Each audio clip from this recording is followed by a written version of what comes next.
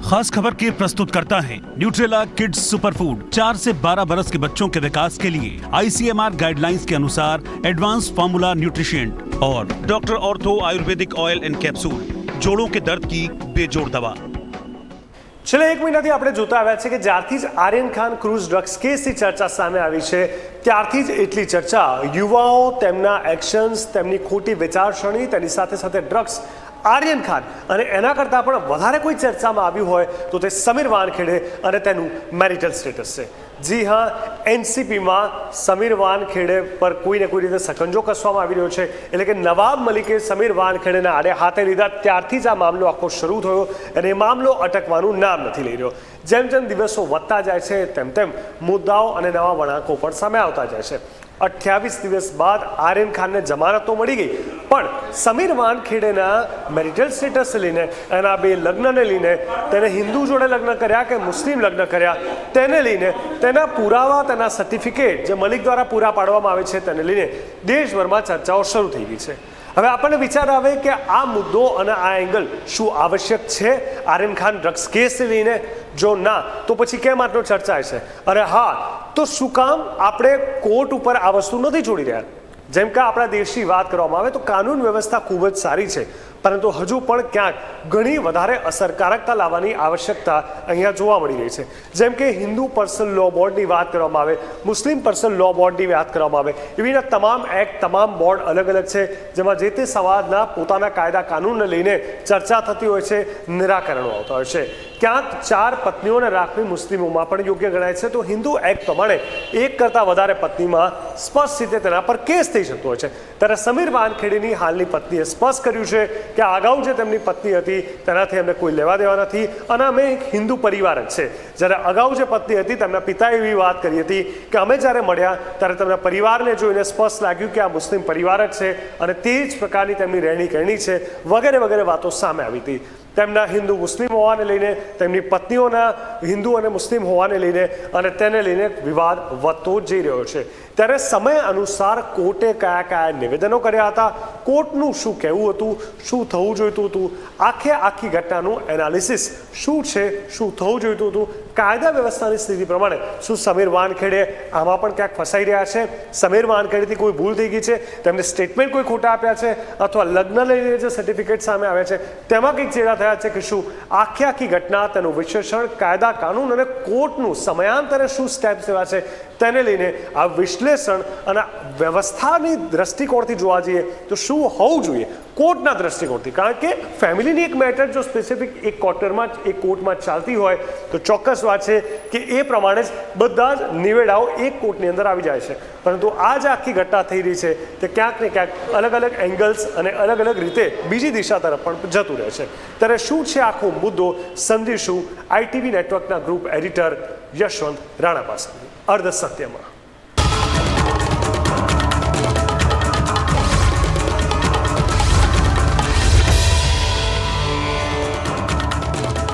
नमस्कार, मैं Rana Yashwant India news पर आपका स्वागत करता हूं और आप देख रहे हैं अर्ध सत्य। आज एक खबर जो सुर्खियों में है उसका सिरा पकड़ मैं आपको एक बड़े मसले की तरफ ले चलूंगा जिस पर सरकार को ध्यान देना चाहिए और देश में उसे लागू किया जाना चाहिए। आप जानना चाहेंगे कि वो क्या है? जाहिर है बताने ही आया हूं, लेकिन पहले कुछ गिरह पेच समझ लेते हैं। शाहरुख खान के बेटे आर्यन खान को लेकर एक लड़ाई शुरू हो गई है, जिसको आप ठीक से जानते भी होंगे, रोज चैनलों पर देख रहे होंगे। ये लड़ाई है नारकोटिक्स कंट्रोल ब्यूरो के जोनल डायरेक्टर समीर वानखेड़े और महाराष्ट्र के मंत्री और एनसीपी नेता नवाब मलिक के बीच। इस लड़ाई का जो कोर है, यानी यूं कहिए कि बैटल ग्राउंड, वह समीर वानखेड़े की नौकरी है। नवाब मलिक का आरोप है कि समीर वानखेड़े ने जिस दलित कोटे से नौकरी पाई है, दरअसल उसमें उन्होंने एक बहुत बड़ा फर्जीवाड़ा किया है। जब उन्हें 2008 में नौकरी मिली उस वक्त वो मुसलमान हो चुके थे, क्योंकि नौकरी मिलने से 2 साल पहले 2006 में समीर वानखेड़े ने शबाना कुरैशी नाम की एक लड़की से निकाह किया था और इस निकाह के लिए वो मुसलमान हुए थे। काजी भी यही कह रहे हैं, निकाह के पेपर भी हैं, लड़की के पिता भी कबूल कर रहे हैं और कुछ लोगों को लग रहा है कि सचमुच फर्जीवाड़ा है। वो कह रहे हैं कि मैं मुसलमान नहीं था, हिंदू था, झूठ बोल रहे हैं। पे दस्तखत है समीर के सामने मुसलमान की, और मुसलमान की लड़की से निकाह कर रहे हैं, तो ये जानकारी है कि ये मुसलमान है, इसलिए हमने निकाह वहाँ पढ़ाया। ये हिंदू नहीं थे, उस वक्त मुस्लिम थे, इनकी पूरी ख़ानदान मुस्लिम थी, और जिनका कम से कम ये एंगेज मैरिज थी, it is not a love marriage. ये शादी जो हुई है एंगेज मैरिज हुई है, और ये करीब करीब मैं उनको शादी के पहले 3 साल से उनको जानता था। उनकी माँ मेरे पास आई थी, प्रपोजल लेके आई थी। लेकिन यह बात ना तो समीर वानखेड़े ना तो उनका परिवार मान रहा है। यस, निकाह हुआ था, लेकिन समीर वानखेड़े ने लीगली अपना रिलीजन, अपना कास्ट कभी भी चेंज नहीं किया था। ये सिर्फ मेयर फॉर्मेलिटी थी कि जो उनकी मेरी मदर इन लॉ जो अभी नहीं है वो मुस्लिम थे, तो उनकी खुशी के लिए ये निकाह किया गया था। मैं अभी भी हिंदू हूँ, अभी भी एससी हूँ। मेरा बेटा अभी भी पहले से पैदाइशी, मेरी वंशावली पहले से कुंडली वैसी है, तो ये कैसा बोल सकता है कुछ भी। पहले से गांव से मैं, जब मेरी दादा परदादा उसके परदादा सभी हम लोग हिंदू है, एक मागा जात के लोग हैं, तो इसमें बेटा कहाँ से मुस्लिम हो गया। एक बात आप और समझिए, समीर वानखेड़े ने अपने इस विवाह को स्पेशल मैरिज एक्ट के तहत कोर्ट में रजिस्टर करवाया। स्पेशल मैरिज का मतलब होता है कि लड़का और लड़की एक धर्म के नहीं हैं, यानी कि समीर वानखेड़े ये मान रहे थे कि वो मुस्लिम नहीं है और उनकी बीवी मुस्लिम है, इसलिए निकाह तभी मान्य होगा जब स्पेशल मैरिज एक्ट के तहत रजिस्टर करवाया जाए। वैसे एक बात और जानिए कि हमारे देश में कन्वर्जन को लेकर कोई तयशुदा नियम नहीं है।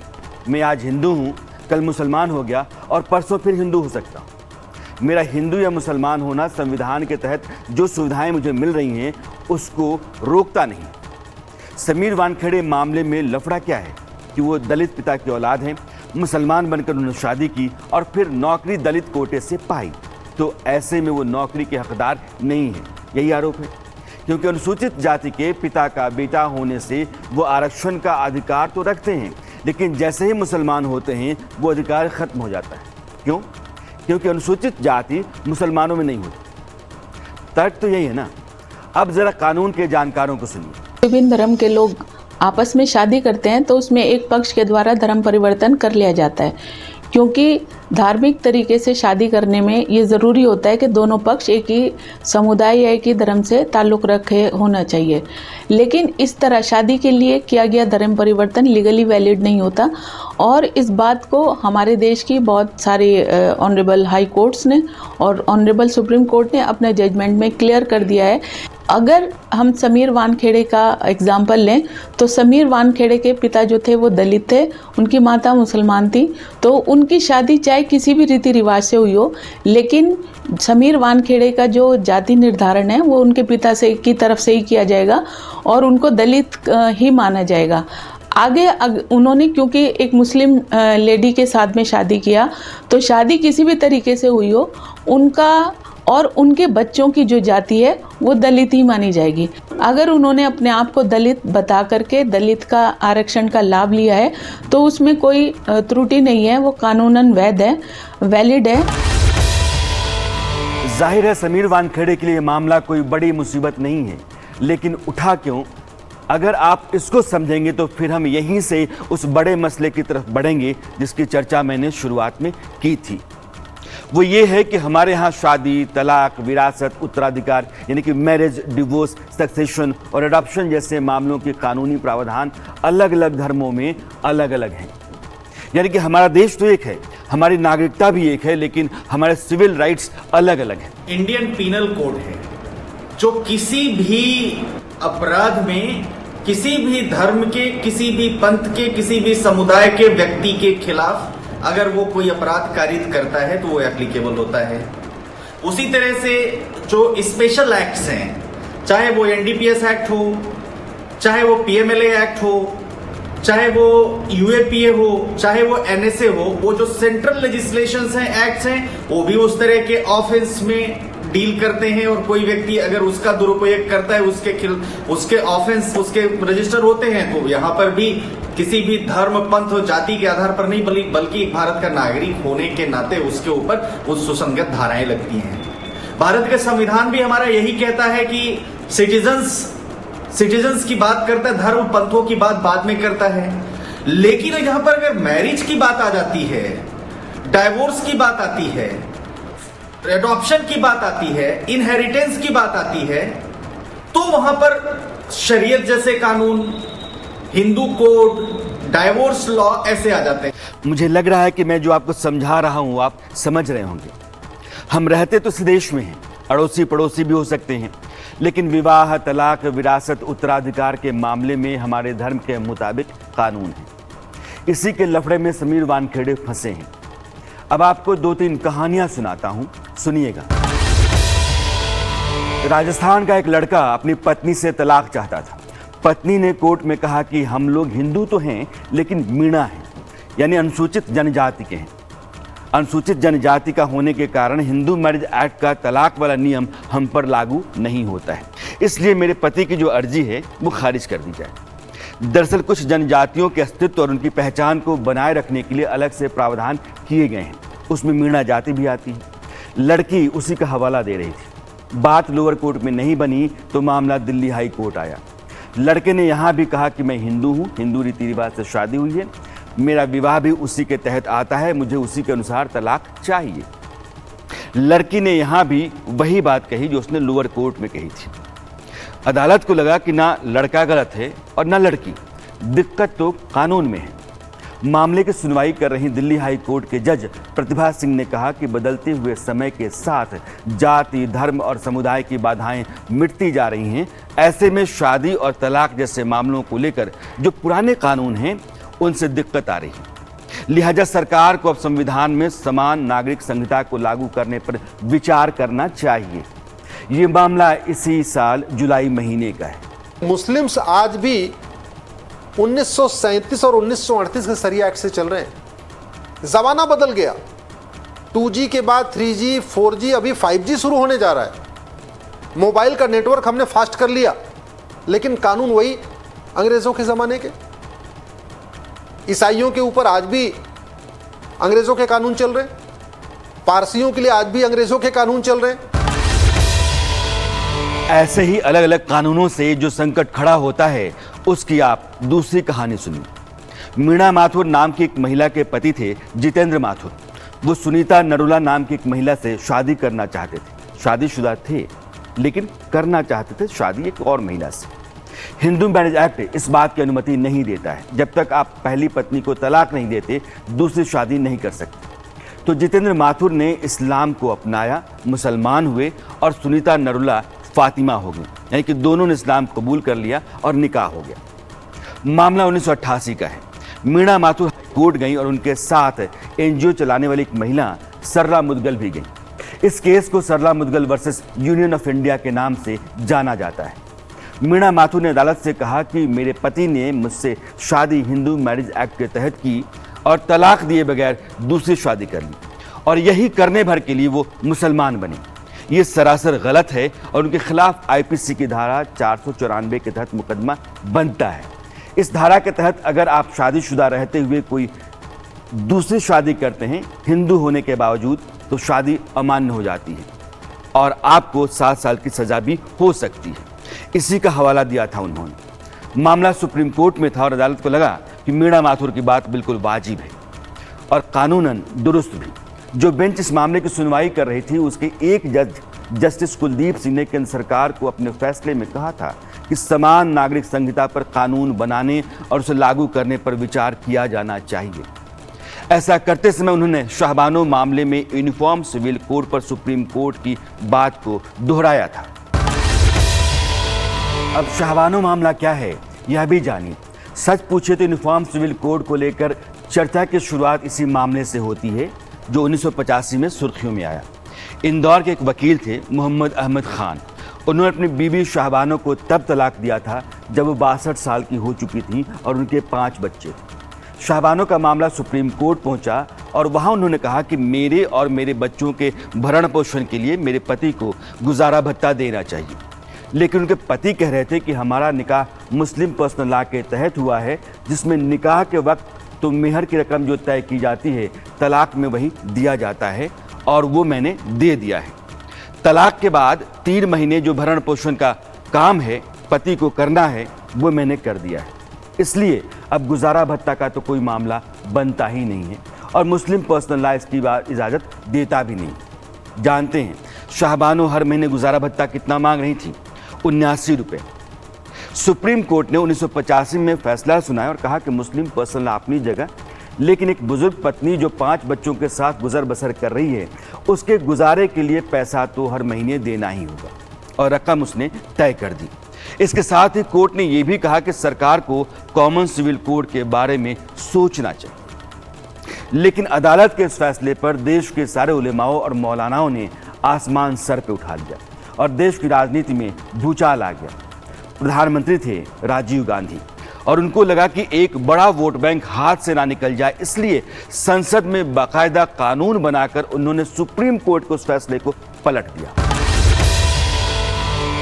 समीर वानखेड़े के विवाह को लेकर उठे विवाद से राजस्थान के मीणा समुदाय के नौजवान और सरला महेश्वरी के केस से होते हुए अगर मैं शाहबानों तक आया हूं तो सिर्फ ये बताने के लिए कि शादी, तलाक, विरासत, उत्तराधिकार, गोद लेना वगैरह जैसे मामलों के लिए एक ही कानून होना चाहिए। इसी को कॉमन सिविल कोड कहते हैं और इसी का जिक्र हमारे संविधान के आर्टिकल 44 में किया गया है। संविधान बनाने में अहम भूमिका निभाने वाले डॉक्टर भीमराव अंबेडकर ने कहा था कि हमारे यहाँ मानवीय संवेदनाओं के हर क्षेत्र में एक समान कानून और संहिता हैं, बन गई हैं। अब केवल विवाह और उत्तराधिकार के मामले में कानून नहीं बन पाया है, यही एक छोटा सा कोना है जिसमें हम अब तक हस्तक्षेप नहीं कर पाए। इसे अभी अलग अलग धर्मों को मानने वालों पर छोड़ दिया गया है। डॉक्टर अंबेडकर मानते थे कि भारत में स्त्रियों को समानता का अधिकार दिलाने के लिए धर्म के नाम पर बनी व्यवस्थाओं और नियमों को कानूनों से ही सुधारा जा सकता है। शायद इसी मकसद से संविधान में ये लिखा गया कि राज्य यानी कि जो सत्ता है वह समूचे भारत में नागरिकों के लिए समान संहिता यानी कि यूनिफॉर्म सिविल कोड लागू करने का प्रयास करेगी। इसी को आर्टिकल 44 कहते हैं जो संविधान के नीति निर्देशक तत्वों में आता है। यूनिफॉर्म सिविल कोड में टोटल 5 एलिमेंट होते हैं। पहला, यूनिफॉर्म एज ऑफ मैरिज, लड़के लड़की की शादी की उम्र बराबर हो। दूसरा, यूनिफॉर्म ग्राउंड्स ऑफ डिवोर्स, यानी जब तलाक हो, डिवोर्स हो, उसका प्रोसीजर एक हो। हिंदू, मुस्लिम, पारसी, ईसाई सबका तलाक एक तरीके से हो, सबका ग्राउंड एक जैसा हो। तलाक हो गया। उसके बाद तीसरा आता है मेंटेनेंस, गुजारा भत्ता, जो गुजर बसर करने के लिए दिया जाता है, लेकिन उसमें भी जमीन आसमान का अंतर है। तो यूनिफॉर्म सिविल कोड का जो तीसरा एलिमेंट है वो है यूनिफॉर्म मेंटेनेंस। मेंटेनेंस मिल गया। अब आता है चौथा एलिमेंट होता है यूनिफॉर्म एडॉप्शन एंड गार्जियनशिप। गोद लेने का नियम, एडॉप्ट करने का नियम सबके लिए यूनिफॉर्म होना चाहिए। और पांचवा होता है यूनिफॉर्म सिविल कोड का सक्सेशन एंड इनहेरिटेंस, विरासत का नियम और प्रॉपर्टी का अधिकार। अब इसको जरा ठीक से समझिए। मान लीजिए कि एक जोड़ा है जो हिंदू है, दूसरा मुस्लिम है, तीसरा ईसाई और चौथा पारसी। ये चारों अपनी शादी खत्म करना चाहते हैं यानी कि तलाक चाहते हैं। जब ये कोर्ट पहुंचेंगे तो चारों के लिए नियम अलग अलग होंगे। हम कहते हैं हमारे यहाँ संविधान है यानी कि सबके लिए समान विधान है, लेकिन हमारी ज़िंदगी के जितने ज़रूरी फैसले हैं, मसलन शादी, तलाक, जायदाद का बंटवारा, गोद लेना वगैरह वगैरह, उसमें धर्म के मुताबिक कानून काम करता है।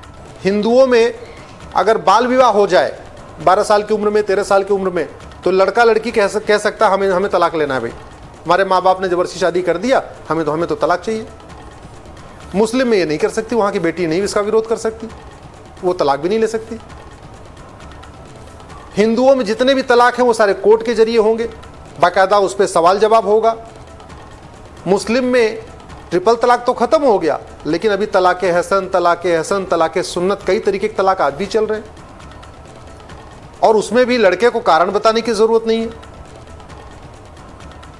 क्रिश्चियन की जो ग्राउंड्स ऑफ डिवोर्स बिल्कुल अलग, पारसी का बिल्कुल अलग।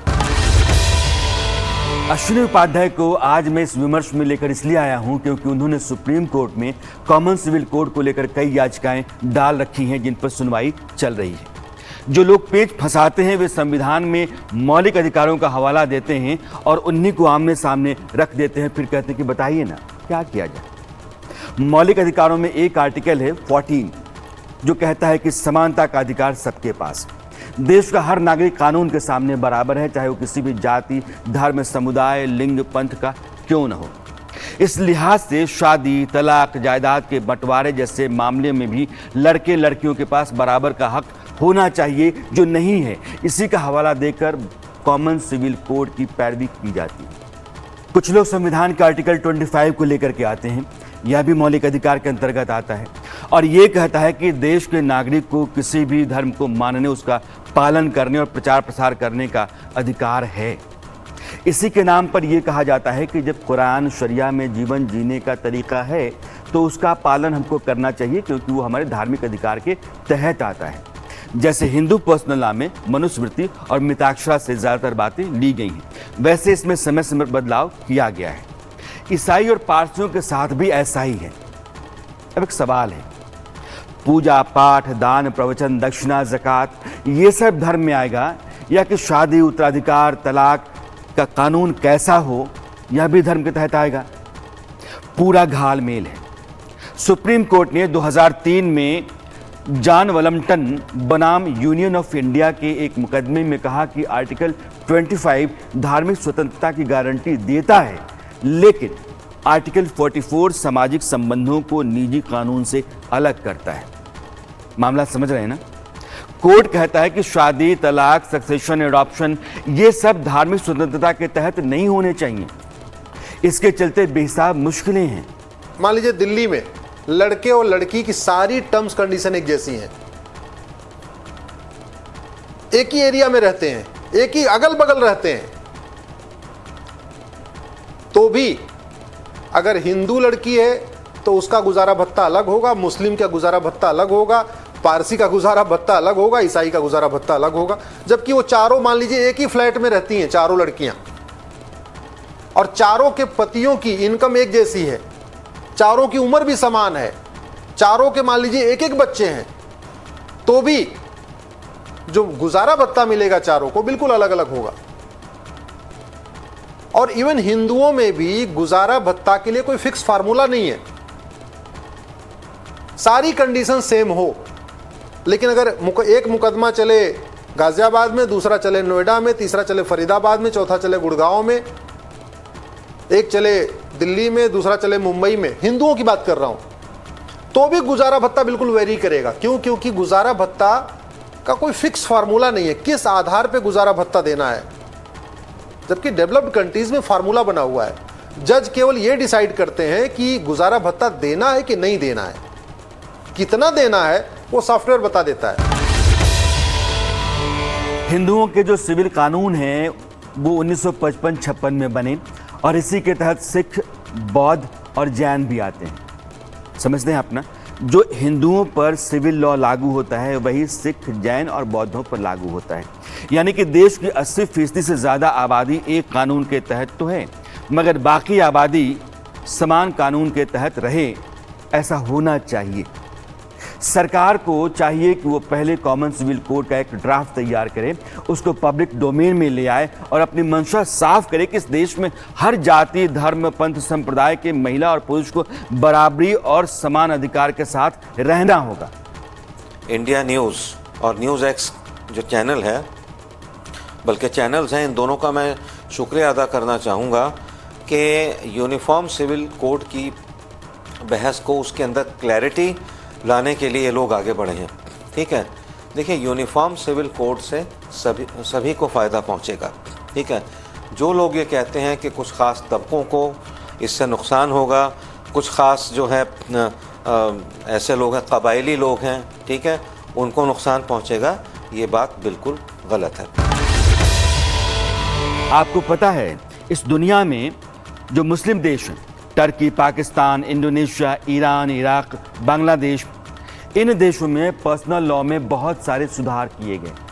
यहाँ पॉलीगैमी यानी कि बहुत सारी बीवियाँ रखना या एक से अधिक विवाह करना और 3 तलाक जैसी कुप्रथाओं को ख़त्म कर दिया गया। मगर हम 1930 के दशक का कानून लेकर आज भी चल रहे हैं। इसका नुकसान क्या है, इसी को मैं समझाने की कोशिश में।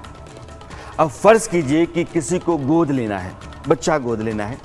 एक हिंदू परिवार है और एक मुस्लिम परिवार है। अब दोनों की स्थिति कैसी होगी आप ये सुनिए।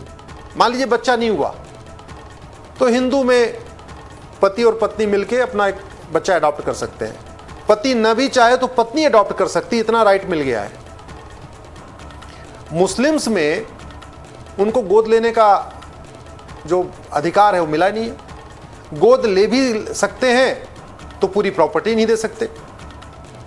शौहर तो गोद ले सकता है, बीवी गोद नहीं ले सकती। अब जब गोद ले नहीं सकते और अगर गोद लेंगे तो पूरी प्रॉपर्टी नहीं दे पाएंगे तो उनको अपना बच्चा कोई गोद क्यों देगा। अब गोद अगर नहीं लेंगे और न उनको कोई अपना बच्चा गोद देगा तो मजबूरी में अपना वंश चलाने के लिए दूसरा विवाह करते हैं। मुस्लिम्स में पॉलीगैमी का एक बड़ा कारण ये भी है, जो वहां पे सभी बहन बेटियों को गोद लेने का जो अधिकार नहीं मिला हुआ है। देख रहे हैं ना क्या स्थिति है। लेकिन जैसे ही सबके लिए बराबर समान नागरिक संहिता की बात कीजिए तो बवाल खड़ा हो जाएगा। पर क्या आपको पता है कि हमारे देश में एक जगह कॉमन सिविल कोड चलता है, गोवा में। इस साल मार्च में जस्टिस बोबडे गोवा गए थे, तब वो सुप्रीम कोर्ट के चीफ जस्टिस थे। उन्होंने वहां खुले मन से कहा कि कॉमन सिविल कोड जो गोवा में है बहुत अच्छा है। आज़ादी से लेकर आज तक संविधान में लगभग 125 बार संशोधन हो चुके हैं। 5 दफा सुप्रीम कोर्ट का फैसला पलटा जा चुका है, लेकिन 7 बार सुप्रीम कोर्ट के कहने के बावजूद कॉमन सिविल कोड लागू नहीं किया जा सका। आज तक ये मामला सियासी फुटबॉल बना हुआ है। कुछ चीज़ें इतनी अटपटी सी होती हैं कि लगता है ये तो हो ही जाना चाहिए, लेकिन पर्सनल लॉ आपको ऐसा करने की इजाज़त नहीं देता है। अश्विनी उपाध्याय एक घटना का जिक्र कर रहे हैं और ये सुनकर समझिए कि आखिर क्यों संविधान में एक वाजिब बात रखी गई कि जब सही समय आ जाए, लोगों में सूझबूझ बढ़ जाए तो समान नागरिक संहिता को लागू कर दिया जाना चाहिए। मान लीजिए हिंदुओं में किसी को बेटा नहीं है, बेटी है, तो अपनी पूरी प्रॉपर्टी बेटी को दे सकते, मुस्लिम में नहीं दे सकते। हिंदुओं में अपने नाती को दे सकते हैं, यानी बेटी के बेटे को दे सकते हैं, मुस्लिम में नहीं दे सकते। जब मैंने ये PIL फाइल किया, सक्सेशन इनहेरिटेंस के, सुप्रीम कोर्ट ने नोटिस जारी किया, मेरे पास सबसे पहले कश्मीर से फोन आया, साउथ कश्मीर से, और उसने मुझे बधाई दे के सबसे पहले ही कहा कि मेरा नाना मुझे अपनी प्रॉपर्टी देना चाहता है लेकिन वो दे नहीं सकता है और मेरे नाना की प्रॉपर्टी वक्फ में जा रही है, वो मुझे अपनी पूरी प्रॉपर्टी नहीं दे सकता। मेरा ये कहना है कि अगर अब भी यूनिफॉर्म सिविल कोड लागू नहीं होगा तो कब लागू होगा। और यूनिफॉर्म सिविल कोड का सबसे जो ज्यादा फायदा मिलेगा वो हमारी मुस्लिम बहन बेटियों को मिलेगा। जो बात मैंने समीर वानखेड़े के निकाह से उठे विवाद से शुरू की, उसका बीज अलग अलग धर्मों के लोगों के लिए अलग अलग सिविल राइट्स हैं। जब हमारी अपनी ज़िंदगी के मसले एक ही तरह से हल होंगे तो उसमें आरक्षण का पचड़ा घुसेगा ही नहीं। खैर, मेरा मकसद ये रहा आज कि मैं इस केस के ज़रिए समान नागरिक संहिता की ज़रूरत और उसके ना होने से एक बड़े तबके को जो नुकसान होता है उसके बारे में आपको बता पाऊँ, उसकी एक तस्वीर आपके सामने बड़ी सी रख सकूँ। और अफसोस की बात यह है कि ये सब कानूनन हो रहा है। लिहाजा इस 21वीं सदी के दौर में जब तरक्की की रफ्तार तेज़ है, जातियों के भेदभाव और दायरे टूट रहे हैं, तो हम एक सब समाज होने का दावा भी कर रहे हैं। ऐसे में कॉमन सिविल कोड पर सरकार ना सिर्फ सोचे बल्कि उसको देश में जितनी जल्दी लागू किया जा सके इस बारे में एक संकल्प भी ले। हर सत्य में आज इतना ही। मेरी मुलाकात अगले हफ्ते आपसे फिर होगी। सवाल नया होगा, मुद्दा कोई और होगा। तब तक के लिए नमस्कार।